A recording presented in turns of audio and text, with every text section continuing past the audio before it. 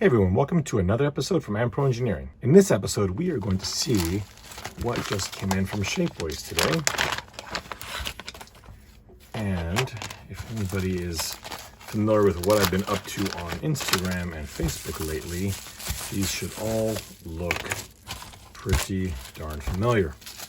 Nice. Now what we have here is almost everything we need for the new Proline RockVan. I think this is pretty self-explanatory. We've got our front main grille. Now this is printed in SLS nylon, which is going to be more than acceptable for this application here. You're going to have a very nice finish and a very nice detail, good durability, and then you have the Grille Insert. Now this has excellent detail, but it definitely lacks in the durability section. This will just pop right in here. Now this grille is not symmetric. The bottom is flatter than the top is.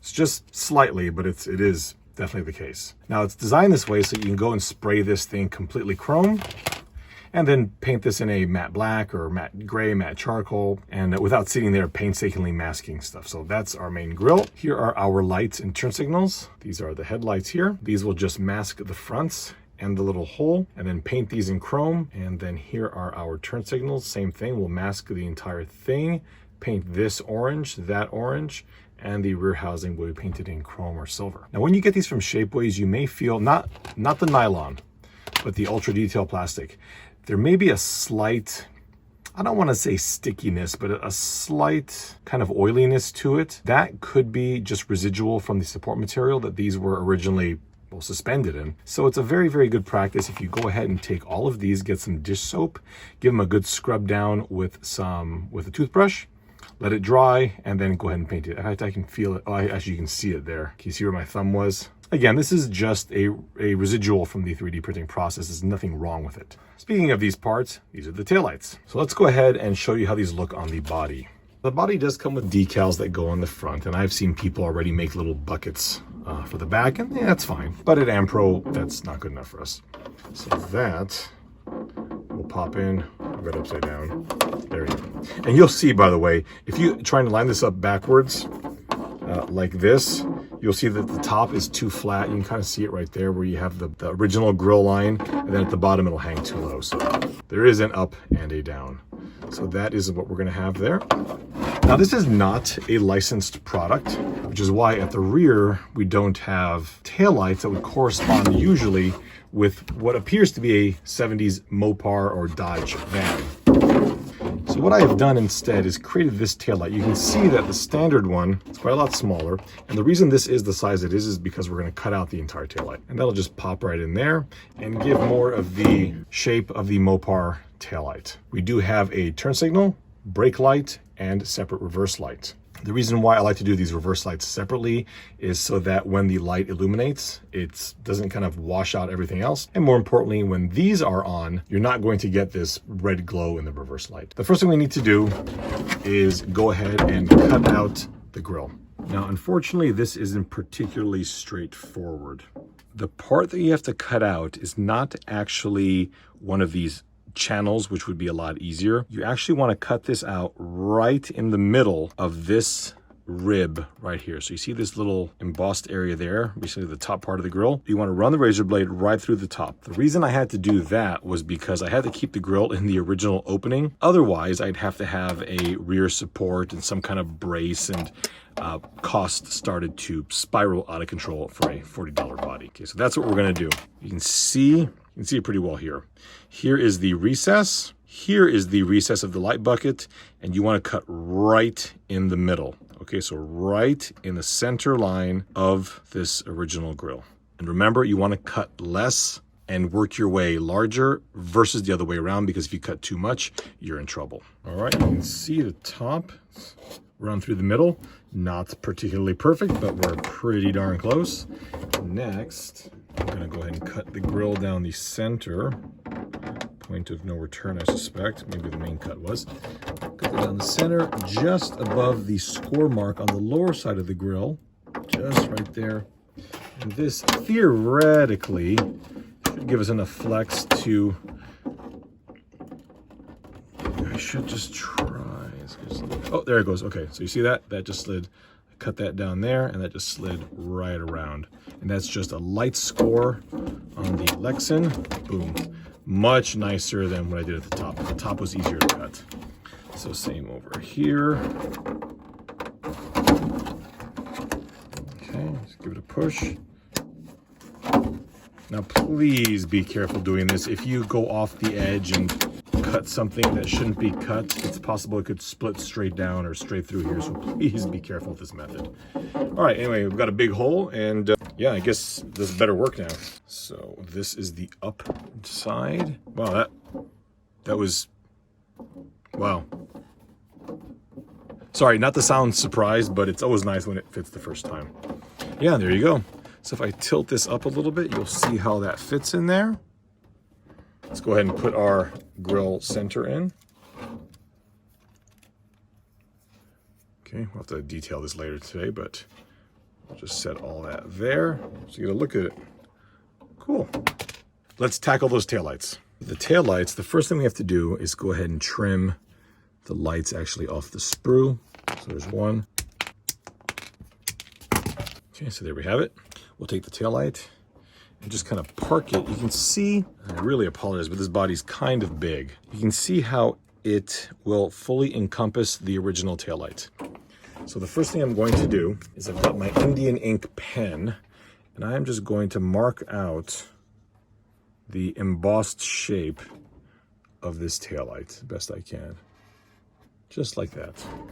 A little hard to see, it's easier for me to see. But now I'm going to cut out, again, just the embossed portion of the taillight.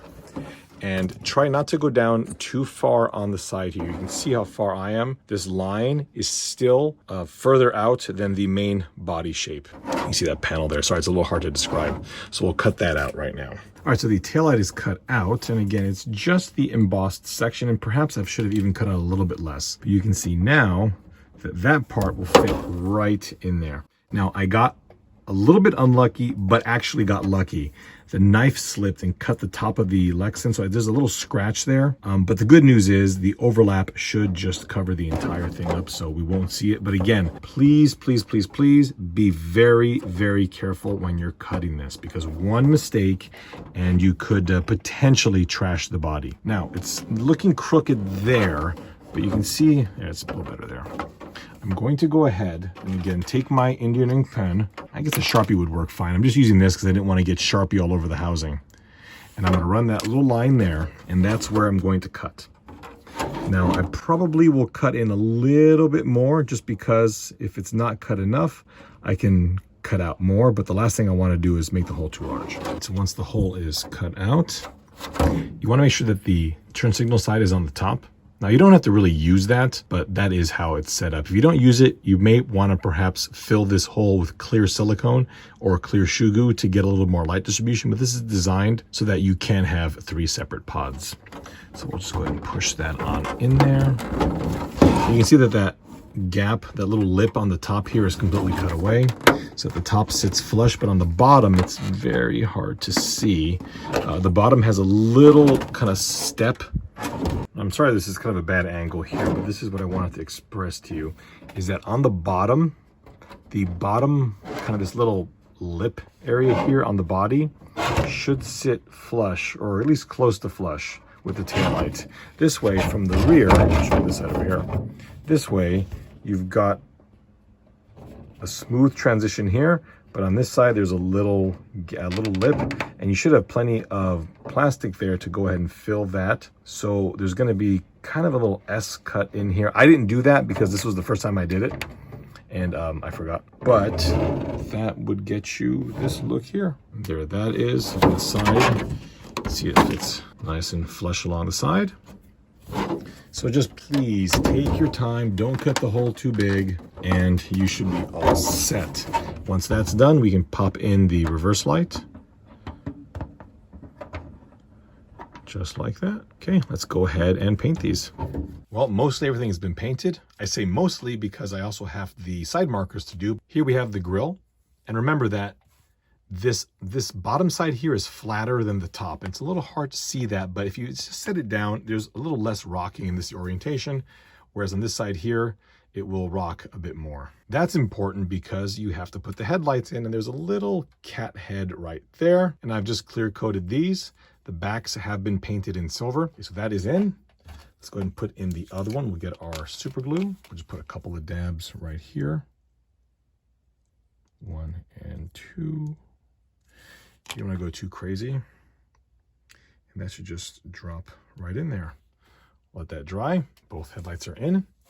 Next, install the grille. And just like the headlights, you have to make sure that the grille's in the proper orientation. The curved section is here at the top, where you see that the vertical supports don't have their horizontal support, and that will just go in like that. So for this, we'll put some adhesive on these surfaces here, 1, 2, 3, 4, and that is all you need to do. We are getting there. Next, we have our turn signals. So with the turn signals, I painted the entire thing orange, and this really isn't amber. This is just Tamiya PS7, just painted lightly. There's maybe a couple coats on this. You don't want it too thick because you want the light to glow beneath it. Once that was cured, I just painted the perimeter of that in silver to help prevent light bleed, and that's it. Put a little dab of glue on this and on this, and these can go in either direction, unlike everything else we've done, and they'll just sit right in here. The grille is drying, so let's go ahead and put our taillights together. This smaller bucket is always going to be up. This is the turn signal, and that's kind of important because you can see that there's a little standoff back here. That's what we cut off to separate the reverse lights, and I like to have that at the top just because it makes it a little bit less pronounced. And again, for these, I just painted the entire housing in red. This is Tamiya PS2 red. And then just painted the back of it in silver. It's important to get silver down into these little crevices. For the reverse light, I simply painted the perimeter of this in silver and then clear coated the entire thing. Okay, so for this here, we'll just drop this in. And okay, so that is the top, and there is the little stud. Again, the stud's only there for cosmetic purposes.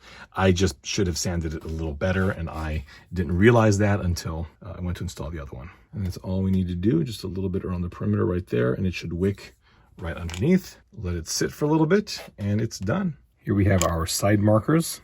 So there's 4 on a single sprue, and you can see that they are lit here diagonally with a 3mm LED. What I'm going to do right now is go ahead and paint the fronts with orange, and I'll paint the rears in red. And I do a couple of coats of Tamiya PS7 orange and PS2 red, because it dries matte and it's still got a lot of transparency so that it'll actually look good and shine properly. And then on the back side, we'll coat that in silver and then probably paint the whole thing, probably 2 or 3 coats of silver on the rear. On the front, you can see these details. I've designed this to be similar to some of the earlier Dodge products of the 1970s. I think the early Charger 71, 72 used to have these. Now, I don't think the van ever had them, but I figured, you know, the van's not exactly accurate in terms of its styling. So let's go ahead and have some fun with it. Our side markers have been painted. And get my silver paint pen. Probably grab some pliers here, just like that. And I'm going to paint the perimeter in silver.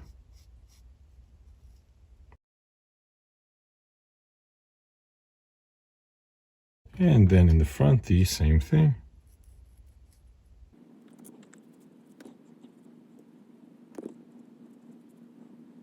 We'll do that 3 more times.